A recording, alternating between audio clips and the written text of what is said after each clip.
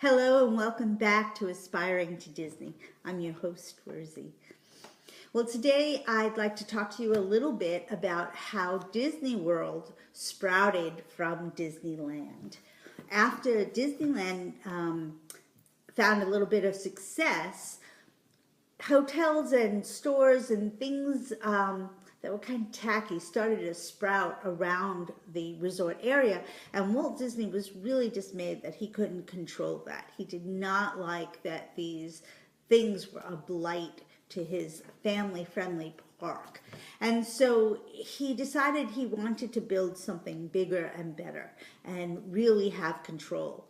I can only imagine how his wife Lillian must have felt about all this, because he was never satisfied. So first he had Mickey Mouse and it was a little bit of a success, and then it was a big success, and then he says to her, I want to do this full-length animated film, and he had to borrow money for that. He had to borrow money to do that. And then after that was successful, he said to her, I want to do it again, I want to build a park. And he had to borrow against the life insurance policy in order to do that. So I can only imagine that when he came to her and said, I want to build another park, she must have pulled her hair out. But God bless her, she stood behind her man, and he started to scout out areas where he could build his second park. And he found a place in Florida where two highways intersected, and he thought to himself, well, the weather's good there. And there was swampland, and he started to buy up pieces of land surreptitiously under dummy corporations with names like MT Lot. But his first parcel, his first acre of land, he purchased for $80. And once the news sort of got hold of this happening, they didn't know it was Disney, of course, but they started to speculate who is buying all this land. And in 1965, the news finally broke that it was Walt Disney. And so, well, the first piece of land he bought for $80, the last piece of land, once they knew it was Disney buying this land, was $80,000. He bought over 30,000 acres of land to build his park.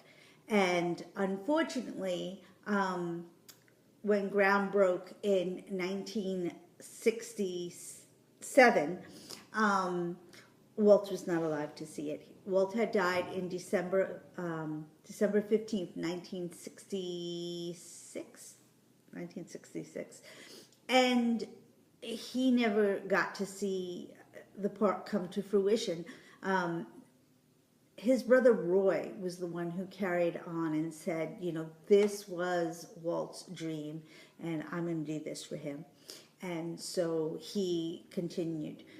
By the way, the Magic Kingdom in Disney World was not Walt Disney's aim. His real desire then was to build Epcot, which was the experimental prototype city of the future.